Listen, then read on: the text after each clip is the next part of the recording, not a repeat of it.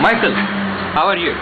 Fine, Mohammed. Well, is it a fact that men cannot please women? No, it's not impossible. The point is, the man is the hunter and the woman is the gatherer. The woman stays at home and gathers, while the man goes and hunts to provide for. If you understand this basic rule, then to please a woman is to do very simplistic things. Sometimes they cook all day and they get fed up. So just a little nice, thank you darling, that was really nice meal, makes the person think they've done a good job. The other thing is to come home with a flower or something and to say to your wife, I've been thinking about you all day, will mean something to her. But with some women it doesn't work. No, that's because they don't trust you. And they don't trust you from day one, because they think when you bring the flowers home, you've been with another woman and this is a sign of guilt. And it's not the case.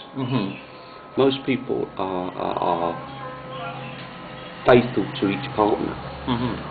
But the only way you can do that is then to keep the female with you all the time. And then she can see that you're not being unfaithful.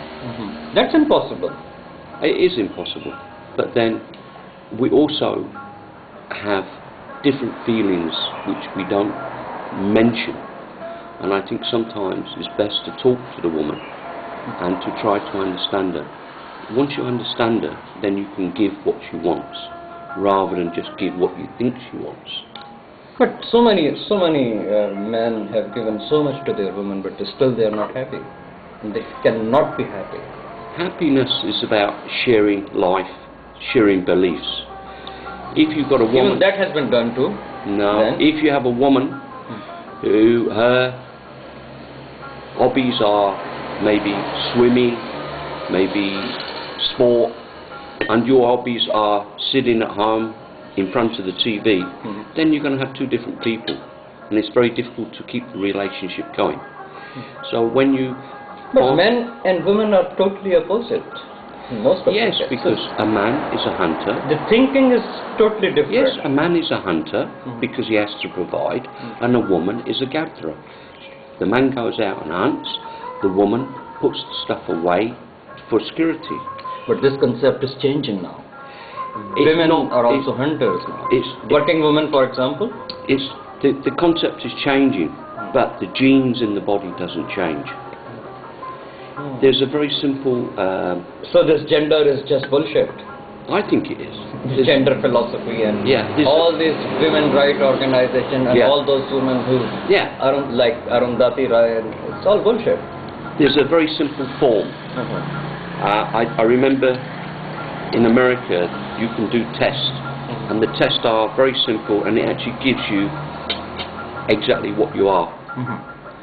And I think these tests should be used within the relationship, because sometimes we think we're pleasing a woman or the woman is pleasing the man, and it's not the case. And if it's not the case, then you need to take a step back, review the situation, and then look at the way forward. So psychometric testing is a key to a successful relationship, because at all times then you know where you are. And also there's another test, it's not psychometric, but it's on the same basis. It actually tells you where you are in your life. But my belief is that nobody can please a woman. Women are a commodity.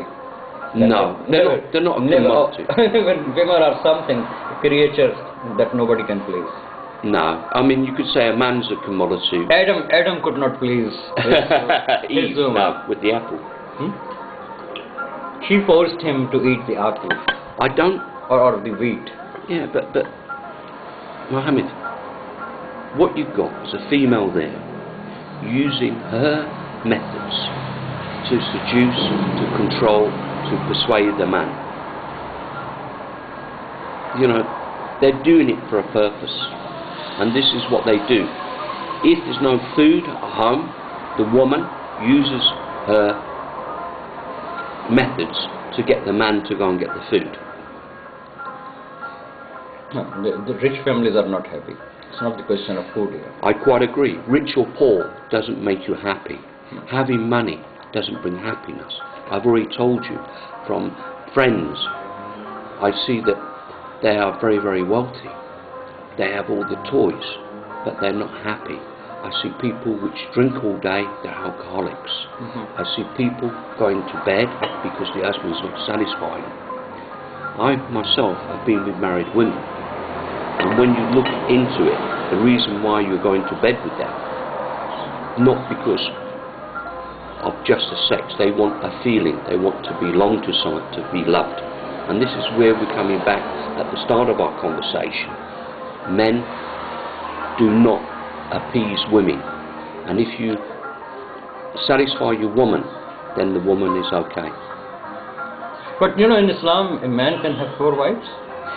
So God knew that a man will never satisfy with one woman. That's why He gave him the option to have 4 women. I've got a friend, also a Muslim, and he can have more wives.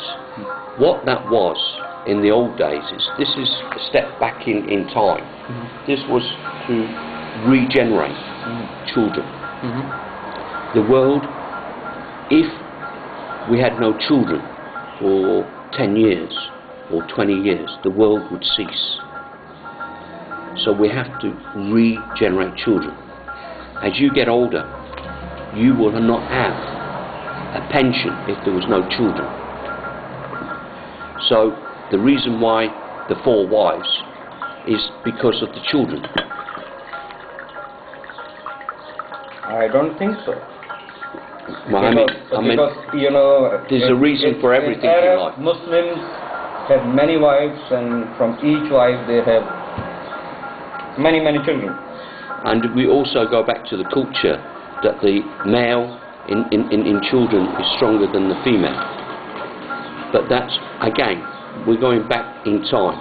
I'm not educated or authoritarian to speak about this, but I think if you did your research, you would find the reason being is that if you produce males, you then got a stronger species. If we go back into time of war, where we had Hitler, he wanted to build a supreme race. And this is, again, the same concept, but we're actually deviating from what we was talking about. Satisfying a woman, how do we make a woman happy? How do we keep them happy? And how do we have a platonic and long partnership? Why women are so vulnerable? Like, if a man is talking to another woman, they are just threatened. Oh, the other woman is robbing my husband, taking him away from me. What is the reason behind that thinking? Why negative thoughts come into mind? Well, I think a woman, because I keep coming back to the point, you've got the hunter and you've got the gatherer. If a woman doesn't have the hunter, then she doesn't have food. It's all psychological. I think I said to you the psychometric testing. If I was to get married again in my life, I would have my partner tested. Are you fine? Aye. You're right, Maxine. Me?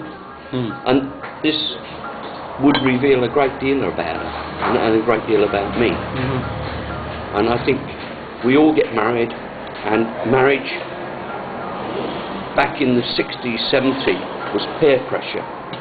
You had to get married, you had to have a family.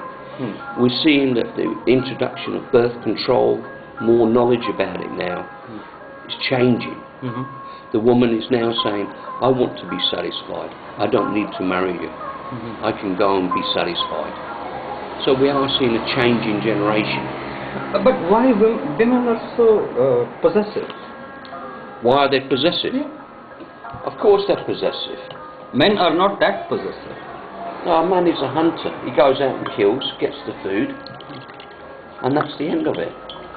But a woman sits at home, and when the man doesn't return, there's the doubt within the woman.